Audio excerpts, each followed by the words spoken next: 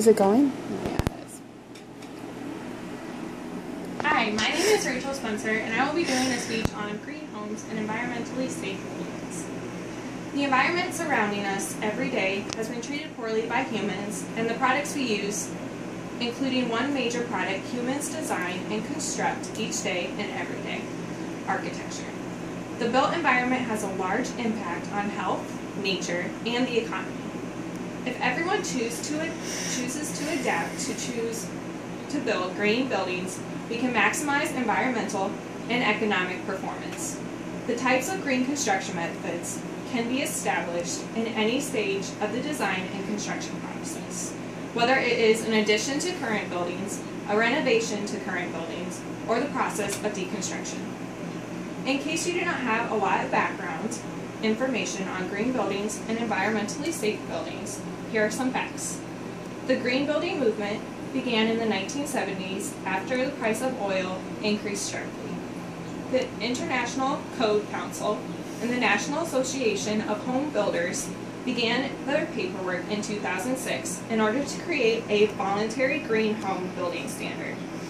The energy policy was legalized in 2005, which allowed tax reductions for homeowners who could show their utilization of energy efficient changes to their homes, such as solar panels and other solar powered devices.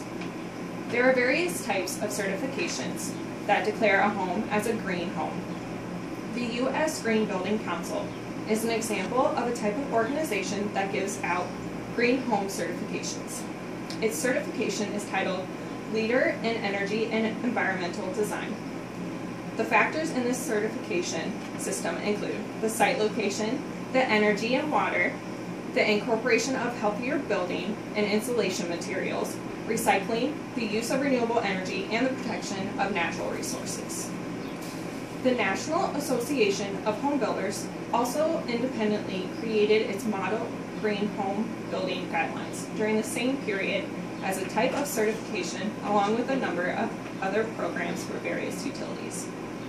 In the United States, buildings account for 39% of total energy use, 12% of total water consumption, 68% of total electricity and consumption, 38% of carbon dioxide emissions.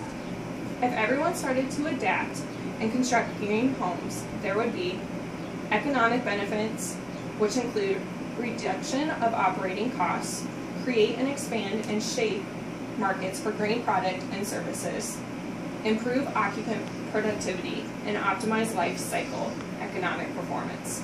It would also increase environmental benefits, including enhancing and protecting biodiversity and ecosystems, improve air and water quality, reduce waste in streams, conserve and restore natural resources. Another benefit is the social benefit. It can enhance the comfort and health of humans, heighten aesthetic qualities, which is important, minimize strain on local infrastructure, and improve overall quality of life. Some of you might be thinking of LEED, or maybe you have never heard of LEED certification. If not, you might not be interested in architecture. LEED is very known, which transforms the way we think about how our buildings and communities are designed, constructed, maintained, and operated across the globe. It is named the Leadership in Energy and Environmental Design. It's a certification program devised in 1994 by the U.S. Green Building Council, the USGBC, founded in 1993. To encourage sustainable practices, design and develop it by means of tools and criteria for performance measurements. It is a voluntary, consensus-based, market-driven building rating system based on existing proven technology. There are 5 critical areas of focus laid out by the U.S. Green Building Council, though, to have a green home. Sustainable site is one of them, which involves the reuse of existing buildings and the preservation of the surrounding environment. They like to incorporate the earth shelters and the roof gardens and the extensive planting throughout and around the buildings. Water is number 2. It's a variety including means of the process of cleaning and recycling previously used water and the installation of building by building catchments for rainwater. Number 3 is the energy efficiency, which can be increased in a variety of ways, including by orienting the buildings to take full advantage of seasonal changes in the sun's position, or by the use of diverse and regional appropriate energy sources, which may include the solar, wind, geothermal, biomass, water, or natural gas, but it all depends on the geographic location. The most desirable materials are those that are recycled or renewed, and that those are required for least energy to manufacture, which includes sourced and free from harmful chemicals, which is number 4. They are made of non-polluting raw ingredients and are durable and recyclable. Number 5 is indoor environmental qualities, which address the issues that influence how the individual feels in a certain space, so the aesthetic appeal. It involves such features as a sense of control over personal space, ventilation, and the temperature control, and also materials that do not emit toxic gases. LEED is a program that provides third-party verification of green buildings. It's a certification that verifies your project is designed, built, and operating the way it was intended. LEED is a program that helps by lowering operating costs and increased asset value. It conserves energy, water, and other resources, healthier and safer for occupants, and qualifies for money saving like tax rebates and zoning allowances. It helps to deliver energy and water efficiency, health, environmental friendly cost-saving buildings, homes, and to the communities. The buildings cost less to operate, reducing energy and water bills as much as 40%. Businesses and organizations across the globe are starting to use LEED to increase the efficiency of the buildings, freeing up valuable resources that can be used to create new jobs and attract and retain top talent, expand operations, and invest in emerging technologies. One of the videos that I saw, it's located in China, in Hong Kong.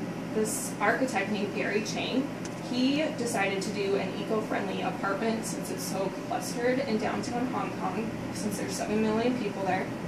He built this room on a mountainous terrain by this busy port city. So he only had 330 square feet, and he decided to have movable walls on the interior and made it eco-friendly, and they called it the domestic transformer. So he's utilizing every inch of space.